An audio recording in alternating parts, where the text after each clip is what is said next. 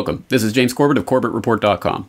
And this is James Evan Pilato of MediaMonarchy.com, welcoming you back to another important episode of The New World Next Week, which, of course, you can find everything you need, sources, resources, audio, video, and much more at NewWorldNextWeek.com. James, it is now September 12th. And, of course, yesterday we had the 12th anniversary of the catalyzing and catastrophic events of September 11th, 2001. And you've done amazing work over the last day. We were just kind of joking about it off mic about the mass amount of work that you did. And I think, of course, folks should check out CorbettReport.com for all the interviews and things that you did and put out just today. So I think we'll begin with just a brief kind of recap and look at some of the new news stories surrounding the catalyzing catastrophic events. And we'll take it from rethink911.org. New poll finds most Americans open to alternative 9/11 theories. On the 12th anniversary of 9/11, a new national survey by the polling firm YouGov reveals that one in two Americans, that's 50%, have doubts about the government's account of 9/11. And after viewing footage of World Trade Center Building 7's collapse, 46% suspect that it was caused by a controlled demolition. The video that they show folks, which is just a sort of contextless shot of this building falling down, which anyone who's not living under a rock would look at it and go, oh, well, they blew that building up, right? Oh, is that in Vegas? And people then learn that it was Building 7 in Manhattan. Interestingly enough, James, and again, we'll provide all the links and implore folks to go spread these and do the research for themselves. Time Magazine has a piece about 9/11 Truthers Mark Anniversary, and they actually source and reference the aforementioned rethink911.org. With a billboard in Times Square and a global ad campaign, a group keeps questioning what happened 12 years ago. Another story is our friend Nile Bowie, who has a new piece, a new op-ed piece on RT.com, has questioning 9/11 become more acceptable? And I think we just showed you that it has. Interestingly enough, James, of course, there's always going to be tasteless, ridiculous things that happen.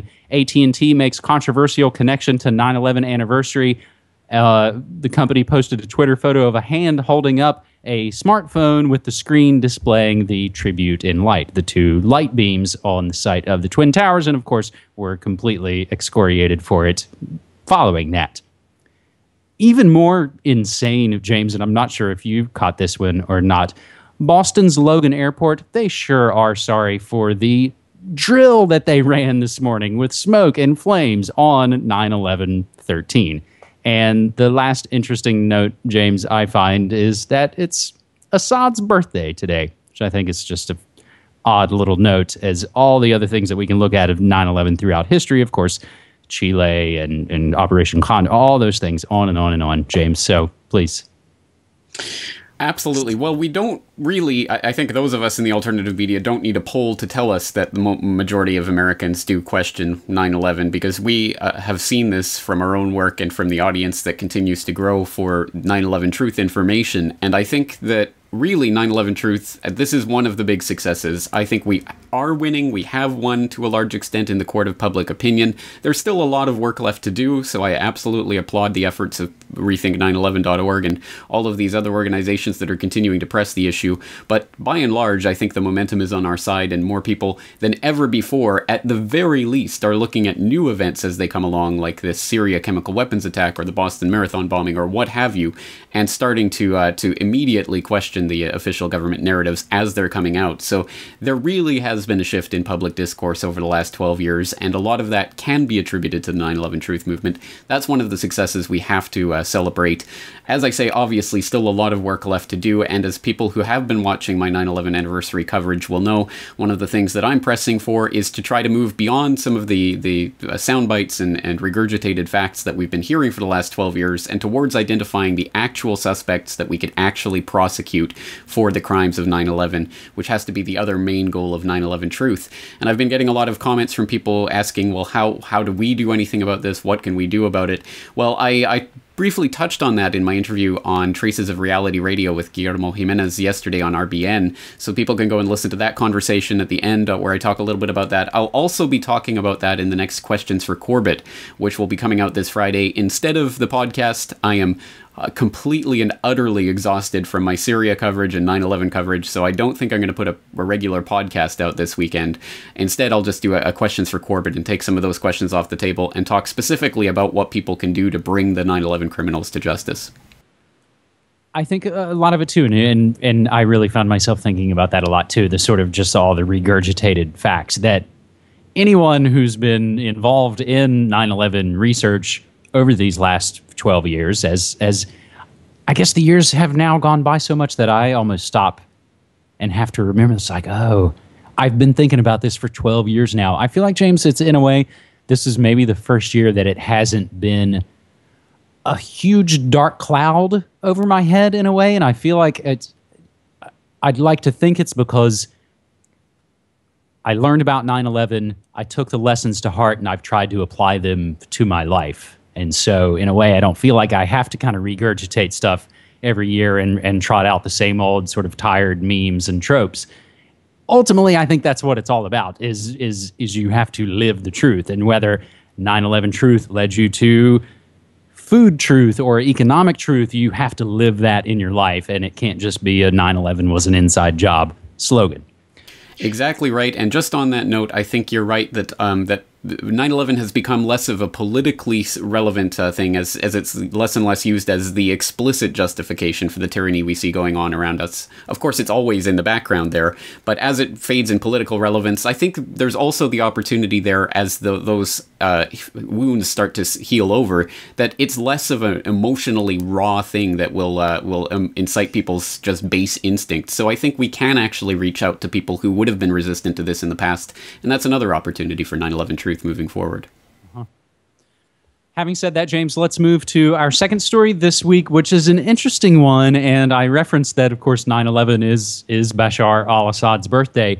Last month, The Onion, as they are so expert at doing, cut right to the heart of the matter and bust out really interesting, jaw-droppingly funny, but right on the money social commentary sometimes. They purported to have an op-ed piece from Bashar al-Assad last month that it basically said, so what's it going to be? And we'll include that link where basically Assad laid out the fact that America has zero options in dealing with Syria and saying, so what's it going to be? However, it's not satire, James. It is the truth. It was all over the talking head news in the evening hours today. A plea for caution from Russia. That's right. Russian President Vladimir Putin wrote an op-ed that was in the New York Times print edition for 9/11 2013. And I'll just read some of that briefly for you. Recent events surrounding Syria have prompted me to speak directly to the American people and their political leaders. It's important to do so at a time of insufficient communication between our societies.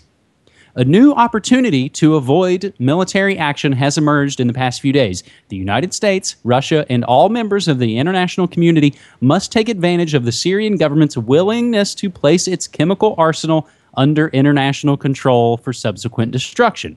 Judging by the statements of President Obama, the United States sees this as an alternative to military action. In closing, and again, I implore you to read the entire thing. I'm just giving you a beginning, middle, and end. My working and personal relationship with President Obama is marked by growing trust. I appreciate this. I carefully studied his address to the nation on Tuesday, and I would rather disagree with the case he made on American exceptionalism, stating that the United States policy is what makes America different. It's what makes us exceptional.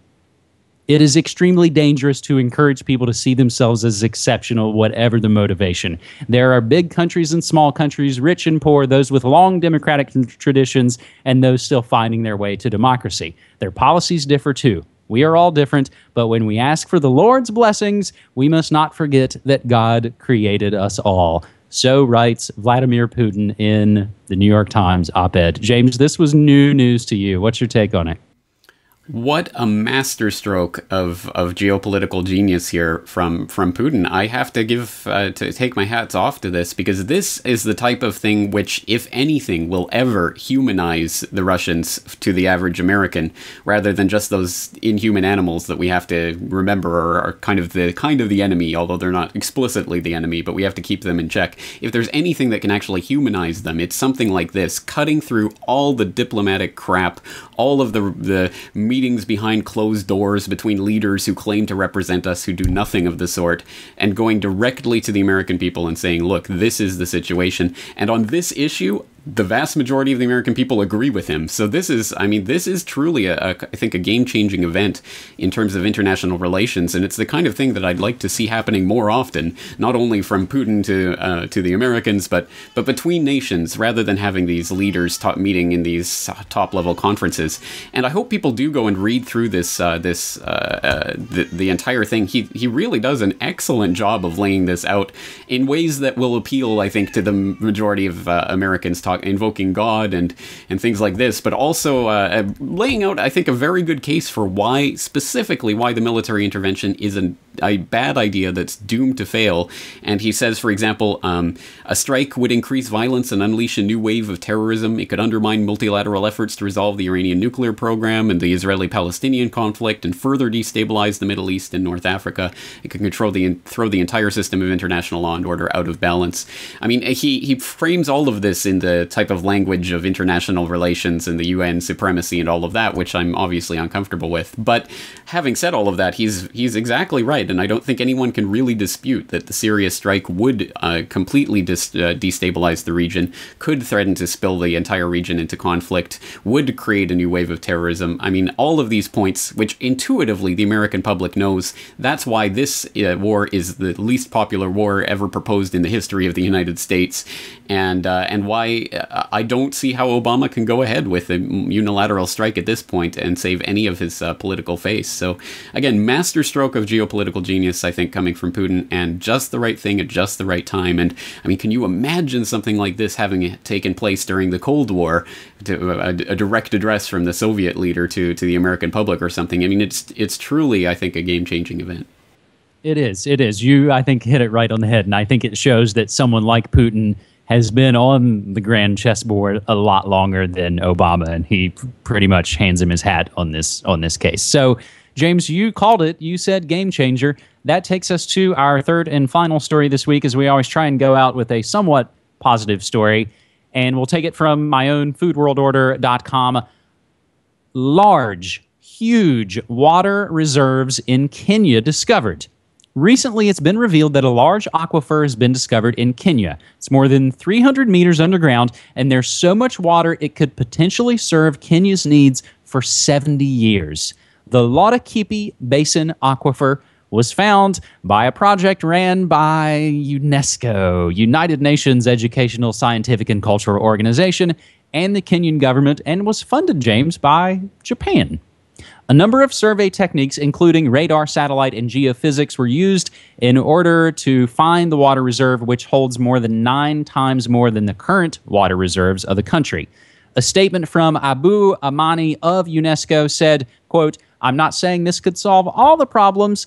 It could be a game changer within the country." And James will include an interesting piece from the New York Times that maybe fleshes the story out a little bit more. And I love situations like this that just, I don't know, as things look their darkest, you never know what may be discovered that can turn a whole world around and can put people in charge of their lives. And I hope this is that kind of game changer.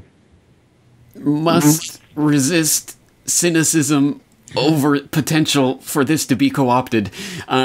Yes, I genuinely hope that the people of Kenya get to benefit from this resource that's been discovered, and I genuinely hope that there is a way to do that.